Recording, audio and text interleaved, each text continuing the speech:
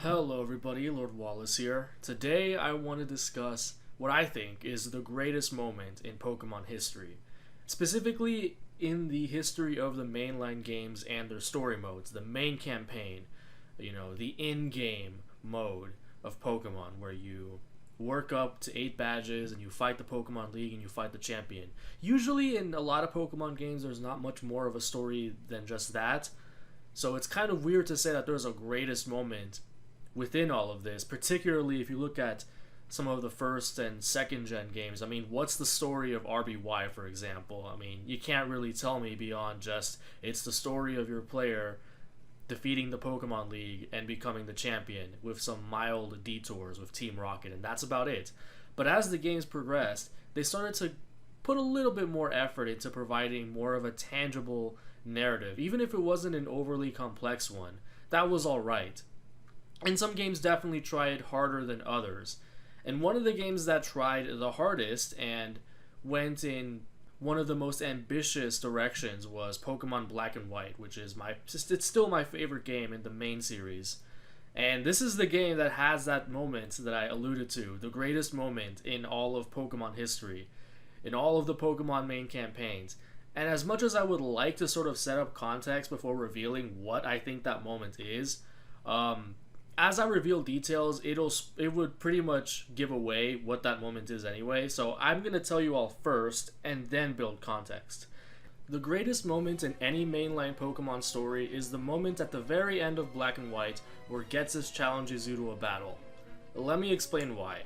So, the twist that Ghetsis is actually sort of an evil for evil's sake villain, that's not really what contributes to this being the greatest moment, and in fact, this is something that draws criticism from a lot of people towards Black and White's praised story and Ghetsis as a villain.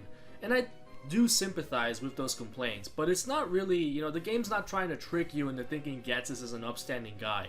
Even from the beginning of the game, you know this guy is pretty sinister and is up to no good. At the very least, he's a whack political ideologue. And from the beginning of the game, you know that this guy's not on your side, and you might even have to battle him. It occurs to you, put yourself in the shoes of somebody who's playing this game blindly for the first time. You see this guy towards the very beginning of the game, and recognize him as a potential adversary. But then the game sort of shifts gears away from Ghetsis. Ghetsis is out of the focus of the story for a pretty long time, and instead, that focus is placed on N, and he's built up instead as your rival, somebody you fight and encounter multiple times throughout the story, somebody who gets his hands on one of the legendary dragons. And as you know, it's been kind of a trend in the two mainline games before Black and White. It's been a trope that the player also gets a legendary Pokemon to help them through the end game of the campaign. So you sort of begin to figure that you're going to get the opposite legendary dragon as N. And just on a tangent on that note, that specific subject, out of those three games, Ruby Sapphire, Diamond Pearl, Black and White by far executes this trope of giving the player a legendary Pokemon during the campaign the best, because it gives it to you only during the final two battles of the game, and prevents it from trivializing a huge 5-hour chunk of it, unlike, getting Palkia in Pearl and getting oh man, don't even get me started on Rayquaza in Emerald, and how messed up that is. Not to mention that by the time you get Zekrom or Reshiram, you're not able to exit N's castle or really do anything outside of those last two battles. You're completely on rails for finishing the game, meaning that you also can't get any extra XP with those legendary Pokemon. But back on topic. N is definitely the focus of the game for the majority of it, and you figure that the climax of the game is going to culminate between a climactic clash between you and N.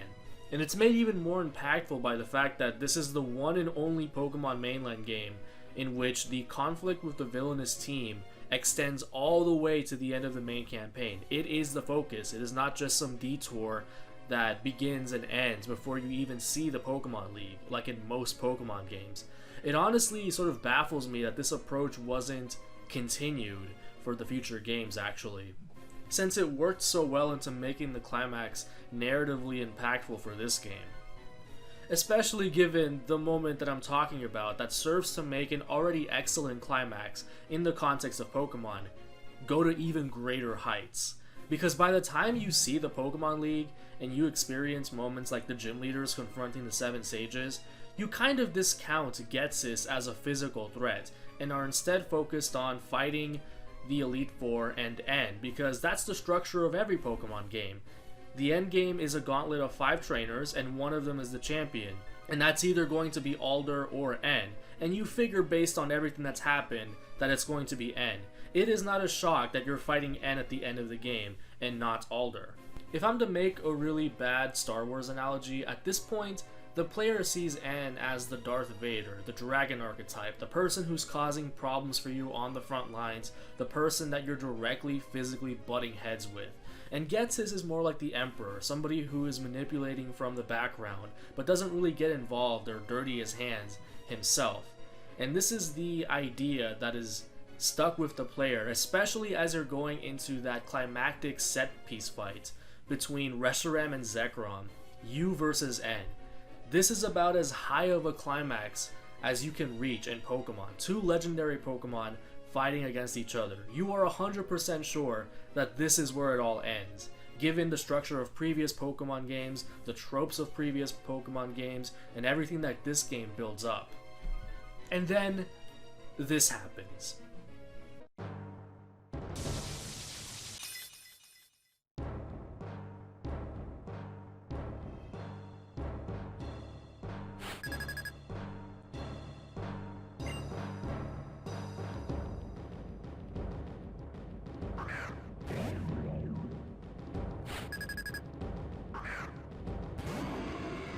Although, before I go any further, let me clarify one thing. It isn't just the shock value of this moment that makes it great. It isn't just the fact that it's a surprise that you fight somebody else after the champion that makes this moment the greatest. The meme of audience expectations being subverted. Yeah, it subverts expectations in a game that already overturns a lot of Pokemon tropes. If it were just that, I don't think it would be my favorite moment in all of Pokemon. I would probably even put N's castle appearing at the end of the game a little bit before this to be greater than this moment. But I think what really sells it for me is the difference in stakes compared to other Pokemon games and what's cliche for other Pokemon games. Because by this point, Team Plasma is in shambles. Ghetsis' plan is ruined. He's not even interested in preserving N as an asset anymore, given the way he speaks to him after you beat him. This is just retribution. Ghetsis wants you gone. That's it. This is not a fight to save the world. This is not a battle to become the very best. This is not a battle to even have fun, which is the whole point of Pokemon. Implicitly, this is a battle for survival. And in case that wasn't clear in this game, in Black and White 2, Ghetsis makes it pretty explicit that he is willing to kill you. But even without the, retroactive context, the continuity of Black and White 2, it is pretty implicit what the outcome of this battle will be if you lose, and what you're actually battling for. And the personal, almost, subtly gritty stakes of that is what sells this moment to me as the real climax of Black and White. Without this moment, Black and White's climax would already be pretty godly, not gonna lie.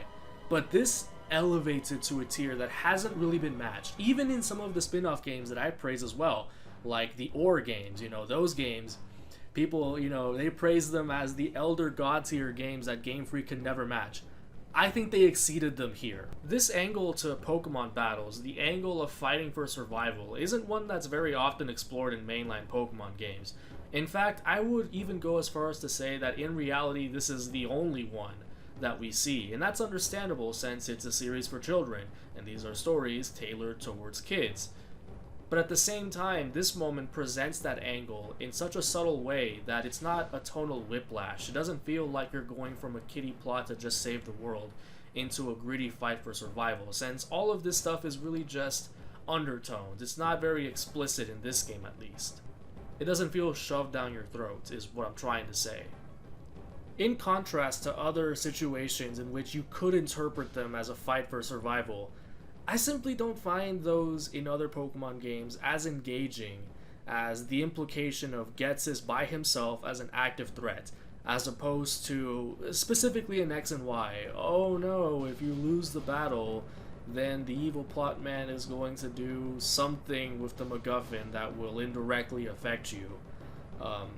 Because I just remembered about that people could interpret the conflict of Lysander in X and Y as being a similar fight for survival, but I don't know, I simply don't find that as impactful, because the stakes in that situation are still largely save the world rather than save yourself specifically.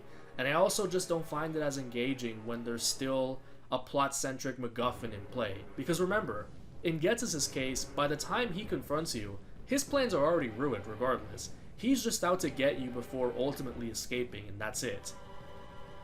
And that's what I find more engaging and more special about that moment compared to Lysander's, which ultimately just evolves to just another cliched save the world moment.